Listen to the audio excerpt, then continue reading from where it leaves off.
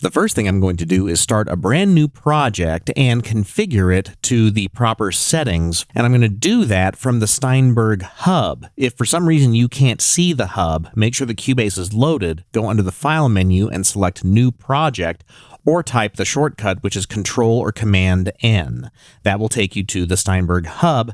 Then I'm going to go over to the More category, and I'm going to choose an empty project. I'm going to check for my default location, which right now is on my external hard drive in my Cubase Projects folder. Then I'll click on Open. The name of this project is going to be called Cottonwood, so I will give it that name. Then I will click the Create button, and then as soon as I see the project window right here, I'm going to type Control or Command S, or go under the File menu and choose Save or Save As. So when I get to the Save dialog box, you'll notice that it's put me into my project folder, and I'm just going to give this project the same name as the folder itself, Cottonwood. And then I'm going to give it a revision number, which is just my way of doing it. You can do it the same way or not, whatever way works for you. R01, and then I'll click Save. The next thing I want to do is make sure that Cubase is recognizing my audio interface. So I'm going to go under the Studio menu and choose Studio Setup. And then at the top of the left-hand column, you'll find Audio System. I'm going to make sure that the ASIO driver that I've chosen is the one that I want to use. And then underneath Audio System, I'm going to find the name of the audio interface. And I'm going to make sure that I have low input and output latencies. If I don't see these settings around 5 milliseconds or even lower, depending on how fast the host computer is, I can click on Control Panel and I can change the buffer size. Right now, I'm at 128 samples, and that'll be perfect for what this project is going to need.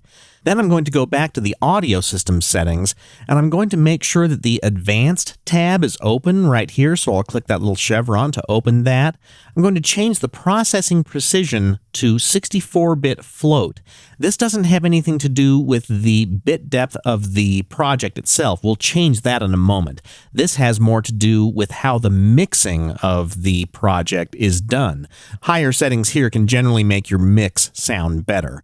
I'm going to make sure that multiprocessing is active because I have multi-cores and multiple CPUs in my host computer. I'm going to make sure that Activate ASIO Guard is turned on. Right now, the level is going to be set to normal. You could try low settings if your computer is not quite as modern, or if you have a bleeding edge high-performance computer, you could set that to high.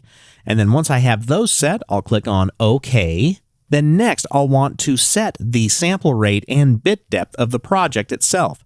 And you can find that under Project and Project Setup. The keyboard shortcut for that is Shift-S.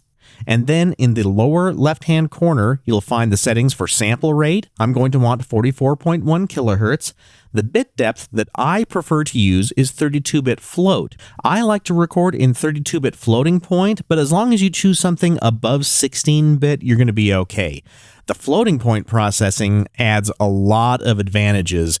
I think 64-bit at this point is a little bit overkill, so I'm going to set that to 32-bit float, and the record file type is going to be as a WAV file. And in this window, you can also check where your project folder is, and you can click the Show in Finder button, and you'll see that that is at the Cottonwood folder that I made, and inside of that folder is the project itself. Then there are two other settings I'm going to make in the Preference setting. For Mac users, you can find preferences under the Cubase pull-down menu and choosing Preferences. For Windows, you'll go under the Edit pull-down menu and choose Preferences at the bottom of the list. Once you're in Preferences, go to the General setting on the left-hand side, and then find the Autosave setting. I'm going to enable Autosave with an interval of every 5 minutes.